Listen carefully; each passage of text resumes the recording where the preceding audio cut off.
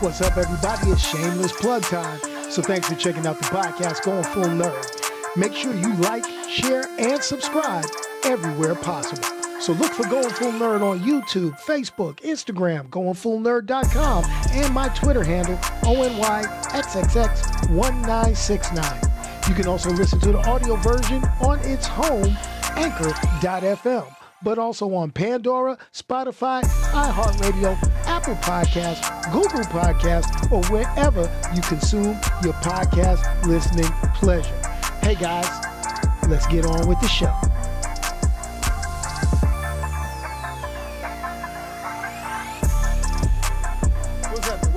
What's up, everybody? It's your boy Onyx. I'm back after hiatus. I wish I could be happy. I wish I could be happier right now because my New York Giants are now officially out of the playoffs and my secondary team is getting ready to get put out right now with those of Buffalo Bills. So, you know, hey, it is what it is, man. It is what it is. You win some and you lose some. But Craig, later this year, you'll come back and fight another day. That's how it is. It is what it is. Hey, can't be mad at them. They get paid millions of dollars to play a kid's game while we out here towing and going and doing our thing, grinding.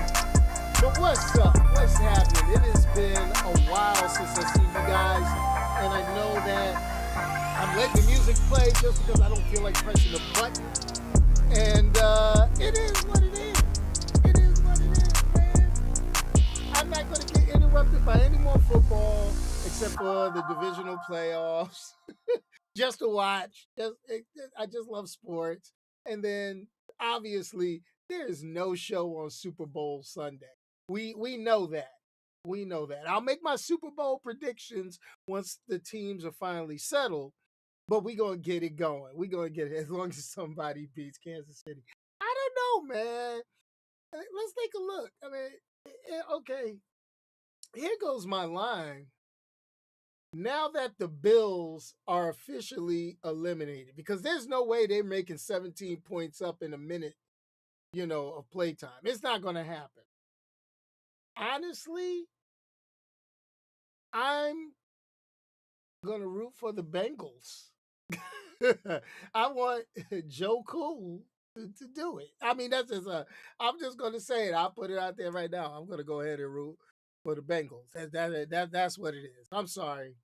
I got to go against the grain no matter what I do. But I'd like to go ahead and thank you all for sticking in there with me, coming in and showing up, even though I haven't kept any of my New Year's resolutions on doing the right things for the channel, except for goingfullnerd.com is looking good and is getting updated on the regular.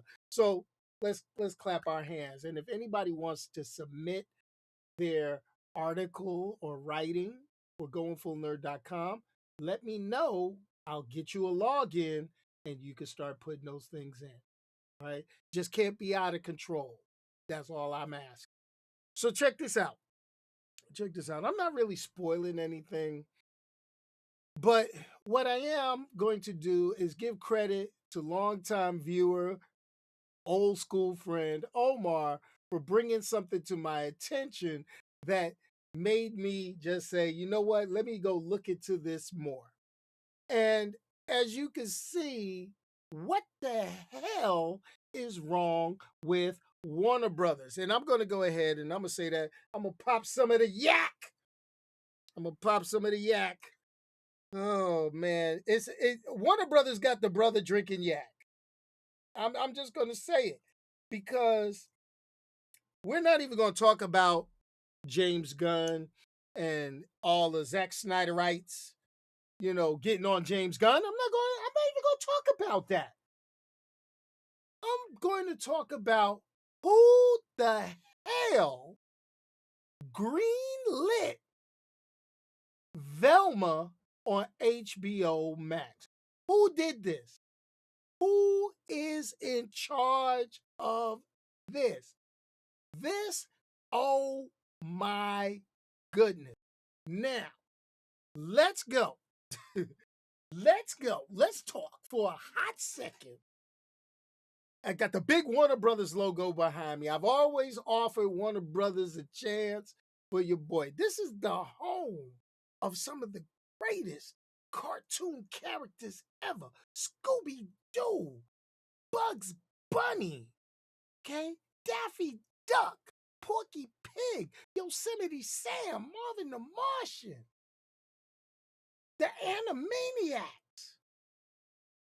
Heck, I'll even go on the limb and say Freakazoid, for those that remember. But what I'm trying to figure out, what I'm trying to learn is who greenlit Thelma. Now, I saw it, I got a thing for Mindy Kaling. Mindy Kaling, Mindy Kaling kind of fine. Don't tell my wife. She probably see it on here. But Mindy Kaling look good. She look good. She look good. Like they're in the office. Oh, what was it? Was it the office? It don't matter. The Mindy Kaling Project. I like that show. I like that show. That's why I watch. But here's the deal.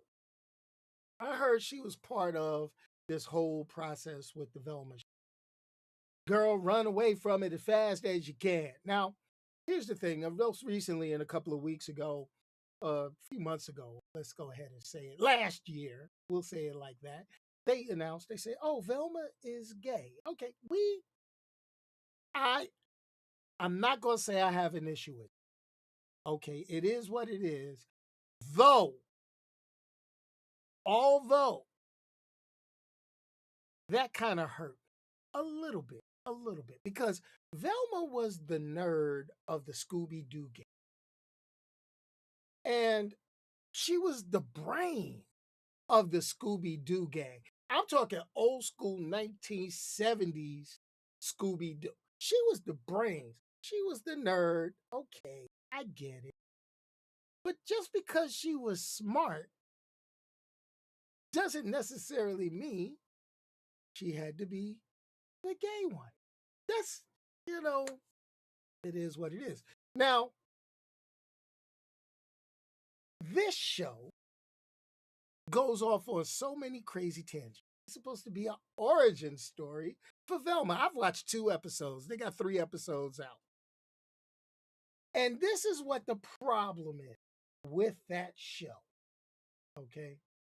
It is poorly written, poorly animated, and I see that they're trying to go after the audience that made Harley Quinn animated a hit.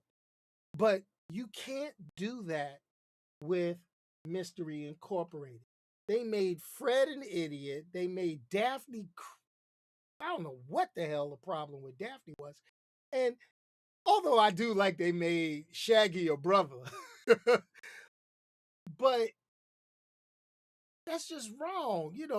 I started watching. And I was like, oh, Shaggy shooting this shot at Velma. Yes, sir. Yes, sir. Because that should have been the hookup from the get-go in the 70s. Because they always were, hey, Fred and Daphne, oh, we're going to go search upstairs. Velma, you, Scoob, and Shag go this way. Shag should have been with Velma for the longest. That's me. That's me. I mean, I tried to make it and watch this thing, but I was totally upset. The writing is poor. Okay, the storyline really does not have me interested. It's mostly shot gags, and I think it was. And truthfully, what they're doing is they're taking the LGBTQ, the gay thing, or whatever you want to call it. They're taking it to a point, and this is just commercializing. They're not doing anything for that community with this show, in my opinion. You know, it obviously there's no Scooby Doo. This is pre Scooby Doo, and I'm going to agree. The show is all over the place. It's not coherent. It's a lot of sight gags. It's a lot of shock animation. It makes all the characters seem like it's not even a campy retrospect to the characters. And I feel that this is actually a smack in the face to the characters. This is the lowest rated thing that hit IMDb. I mean, I'm gonna say that, and you know, I think Mystery Inc., Velma, Shaggy, Fred, and Deb deserved a lot better. The live action Scooby Doo's were way better. I You can have, honestly, straight up, you can have a gay Velma. You can have, Fred being a little bit, you know, eccentric. You can have Daphne a little bit Kardashian like involved in herself. And you can have Shaggy munchy high as can be. That is fine. I'm cool with that. That's what we grew up on. That's what the old school shows. Is it politically correct now? Heck, there's a lot of stuff that's not politically correct anymore that were great shows that had good messages that were off the chain. I mean, I'm just saying. But this show, oh my gosh, this is a money grab, folks. This is a money grab. I would like to tell me yeah, exactly. Who do we point the fingers at about this show? Now, this is the thing. You want to clean this show up? I'm going to be straight up. I'm going to fix it. And what you do is stop trying to make it like we're going to touch, Velma and make her like Harley Quinn and make it a little brash and make it a little adulty humor and stuff like that. No, you don't do it. You don't do it. What you actually do is you double down and you make it somewhat serious. You add a couple of jokes. You want serious, you want offensive, you want jokes that work. There's a reason why I'm wearing my Rick and Morty. Rick and Morty, that's adult humor in a cartoon form. Harley Quinn, the animated series, that's adult humor in comic book form, in cartoon form. Velma is trash. It's trash. I'ma say it. I'ma say it. I'ma say it. Well, here goes the thing. Velma has been Caucasian in the 70s, Hispanic in the 90s, and I guess she's Indian now in the 2000s. I guess. Go figure. And here goes the thing. I don't get the changes on a lot of this stuff. Even, like I say, I'm still cool with Shaggy being a brother. But hey, it is what it is. But I don't know. It just seems like they reached a little too far, and the show is more disrespectful to the groups that they're trying to embrace than if they had just addressed it. Period.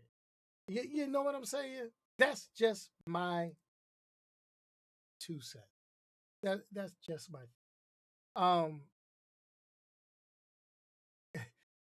Disney can't save WB. Disney is not going to save WB. I mean, and I need WB to stay because WB, Adult Swim, Rick and Morty, they Warner Brothers, HBO, Discovery, whatever you want to call them.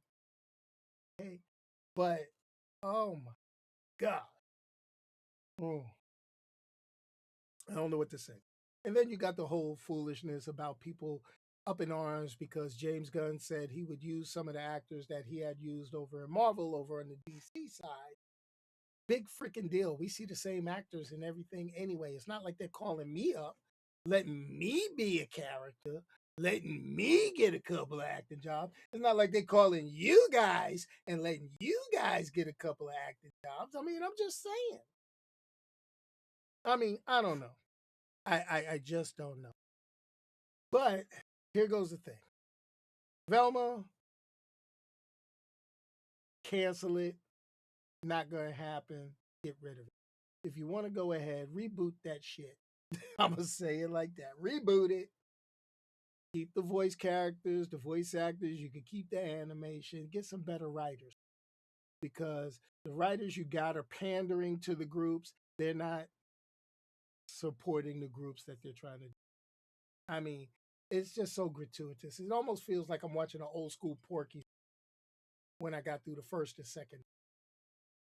It, I might if I drank a little more of the yak, it could send me to you know thing. Now the outraged '70s fans, they did their outrage on that last animated Scooby Doo when they found out that Velma liked girls. But here goes the thing: I actually watched that one. That wasn't bad. That was good. That was tastefully done. That's what they should have built upon, honestly.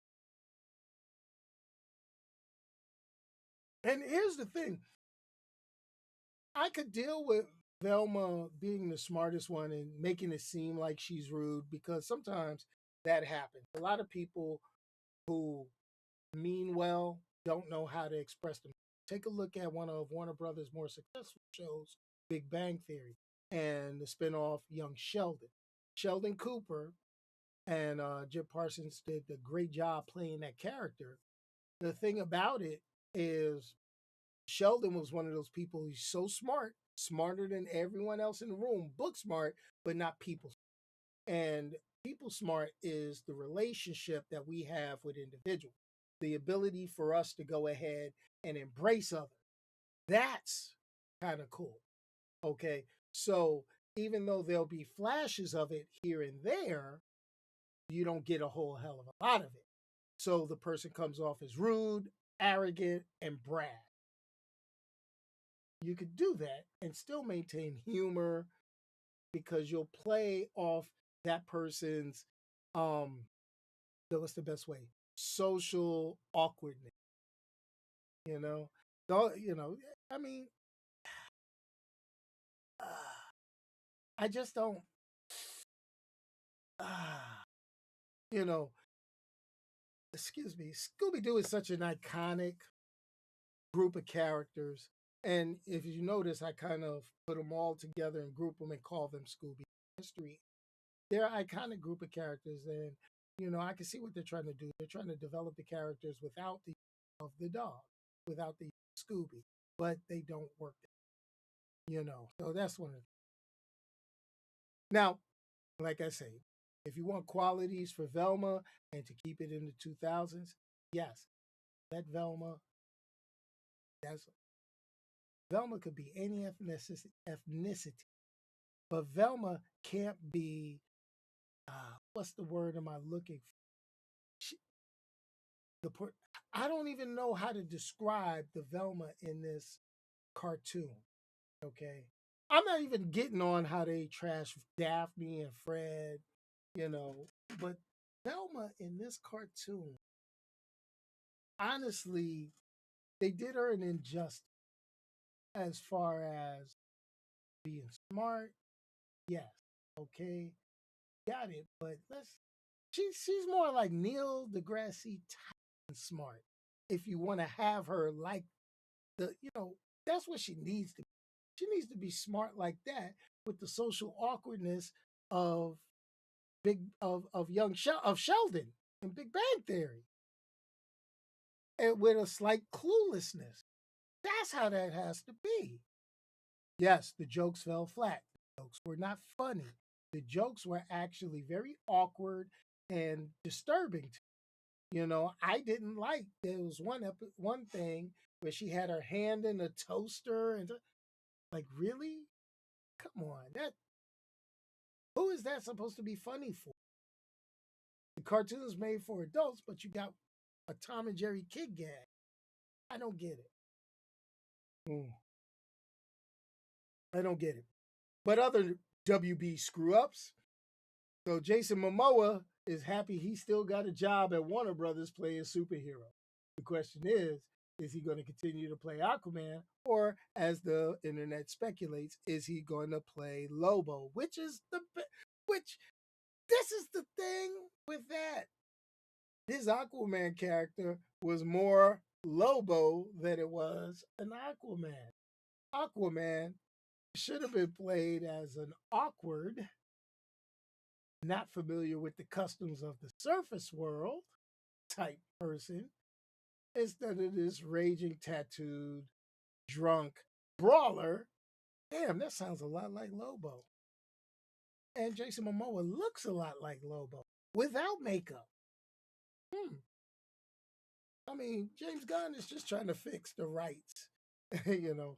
And people are wondering if he does move Chris Pratt and the guys from Guardians of the Galaxy over to the DC universe, who are you going to get? Well, I don't think Bautista is going to play any superheroes in the DC universe. He's done. Okay.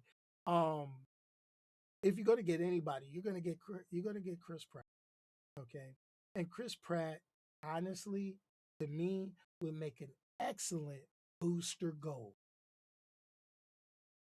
Put that in your book. Mm. I'm even gonna talk about that. But you see what I'm saying? Put that in your book. Chris Pratt should be Booster Gold. Now, if you have Booster Gold, you gotta have Blue Beetle. They got a Blue Beetle movie coming out with Jamie Reyes. I don't know who's playing the OG Blue Beetle, Jim, Ted Cord. But get somebody, Ryan Reynolds would be a perfect Tim Cord, but Deadpool money. They ain't messing with. They ain't kicking out money to keep him. It is what. But that would be good. That would be. So, gentlemen, ladies, and whoever is watching, we have reached our time together. And I'm not going to do anything. At least I get a copyright strike. But now that we've reached the end of this, I gotta say good night. All right, that's it, folks. We done hit our 30 minutes. That was just me voicing my opinions. What the hell is Warner Brothers doing? I mean, be on the lookout though. One thing that I will say Warner Brothers does well is their DC Comics animated films, except for that Batman Ninja. I don't like Batman Ninja. Go watch. I didn't like it. Don't like it. But what I did like is you can check out on goingfullnerd.com. They got I got some of the production stills and a link to the trailer for Legion of Superheroes and the new upcoming Batman animated feature, which is based off of a Mike Mignola Batman thing. It's what is it? Batman. I'm not gonna call it. Is it Batman Doom that I put up? I think it was. Let me see what let me make sure before I send you guys to the wrong place. Okay, I just want to make sure that you guys are good. And what I'm going to go ahead and say, boom. Let's take a good look. Let's take a good look. Let's take a real good look. We're talking. This is what I get for not having stuff queued up. But the key is, let's go boom, boom, boom, boom, boom. Batman, the Doom that came to Gotham. Check out the trailer on goingfullnerd.com. You can see it. It's in there. Also, Supergirl and the Legion of Superheroes. Those are coming up from Warner Brothers. Two things that I know they got right more than likely. And last but not least, the latest news. Mark Hamill will no longer be voicing the Joker. Yes, with the tragic passing of Kevin Conroy recently, hey, I get it. It's like peanut butter and jelly. It's like salt and pepper. You can't have one without the other. And Mark Hamill, I applaud you on that. You're a good dude, man. I mean, here goes the thing. Kevin Conroy was the iconic voice of Batman. Best Batman voice ever. Okay. Best actor to have ever done a voice for Batman. Okay. He is Batman to so many people because of Batman the animated series. And Mark Hamill is the Joker for that same group. Hey, it's like, Gladys Knight without the pips. It just don't work, man. So Mark Hamill bid adieu to being the Joker and doing that voice on the anime. So anyway, let's hit the funky outro music. And 1, 2, 3, we're gone. Peace out, y'all.